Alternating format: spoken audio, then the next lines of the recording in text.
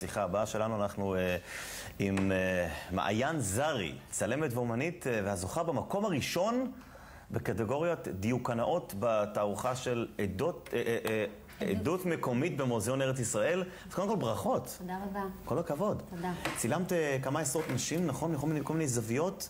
תספרי לנו על התערוכה הזאת. זו תערוכה שהתחילה עוד כשהייתי סטודנטית ועבדתי על תערוכת הגמר שלי. בעיקרון אני צלמת דיוקנאות כבר, זה משהו שהתחלתי ככה, כשנחשפתי בלימודים זה משהו ששאב אותי לשם, וידעתי שכל דבר שאני בעצם רוצה להגיד בצילום, או שמעניין אותי לחשוב או לדבר עליו, זה דרך דיוקנאות. הסדרה הזאת זה סדרה של נשים דיוקנאות, בעצם בשחור לבן, מהמגזר הדתי החרדי, שככה נורא עניינה אותי עוד לפני שחשבתי על זה כסדרה. זה משהו שהתחלתי, תמיד עניין אותי. זה הסתכלתי על הנשים האלה, בחנתי אותם, חקרתי אותן, ואז באמת באיזשהו שלב החלטתי שאני עושה את הסדרה, סדרת צילומים הזאת.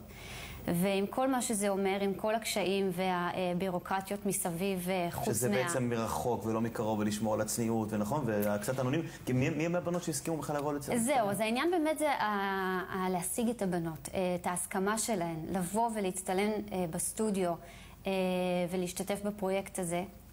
שהבנות הן באמת, כל אחת הגיעה בדרך כל כך אחרת ומוזרה. אין לי קשר איתן, כלומר לא הכרתי אותן לפני הצילומים, ופשוט ביקשתי וזה הגיע גם מפה לאוזן. באמת לא משנה באיזה מסגרת הייתי, ברגע שראיתי מצולמת שמתאימה ויכולה ככה להשתלב בסדרה, אז הצגתי את עצמי ואת הסדרה, לא רואים את זה, אבל יש עשרות נשים שגם לא הסכימו להצטלם. כן, ברור. איך הצלחת לתמרן לנשים? הרי לא מקצועיות, הן לא יודעות לעמוד מול מצלמה נכון. באמת, לא רציתי שהם ידעו לעמוד מול מצלמה. זה לא משהו שהיה חשוב לי שיהיו דוגמניות או שחקניות. ממש לא, זה נשים באמת נשים שחיות, שעובדות, שלומדות, ודווקא עניין אותי האותנטיות הזאת שבהן. מה התובנות שבאמת יצאת מהמסע הזה? מה שעניין אותי זה באמת, ומשם התחיל כל התהליך והמחקר הזה, זה לקחת את הנשים ובעצם להעמיד אותם מול המצלמה, בחברה שהערכים אצלן הם יותר ככה של פנימיות פחות להיחשף. פחות להיחשף. יש פה אחת בשם ד' א' ששואלת למה היא לא דינה אברמסון, שואלת למה היא לא מהמצולמות. באמת רציתי לשאול את זה. אני חושבת שיש לך הרבה אומץ לעשות כזאת סדרה.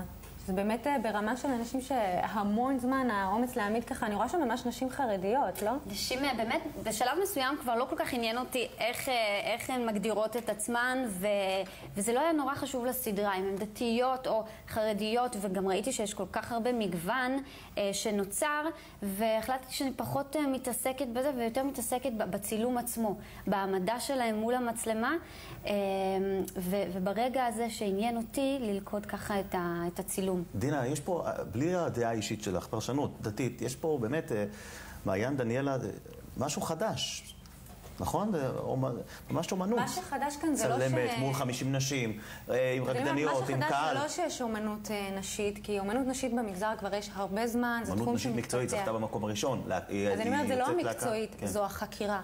כי שתיהן עושות ממש חקירה. למה היא בעצם כל כך הצליחה? הרי יש בכל יום סטודנטים שמסיימים בית ספר לצילום ועושים דיוקנאות נפלאות.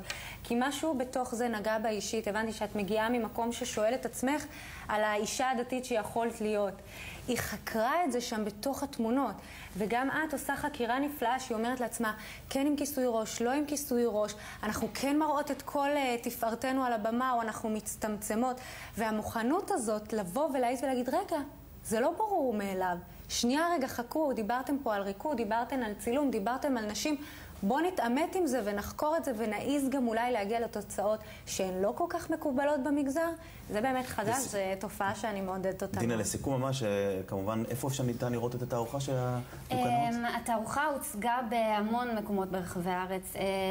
מהרגע שסיימתי, ואפילו לא סיימתי להציג אותה בלימודים במכללת הדסה שלמדתי, והיא כבר ככה הסתובבה ומבוקשת. עכשיו תערוכת עדות מקומית נסגרה ב-19 לפני שבוע כמה ימים, אוקיי.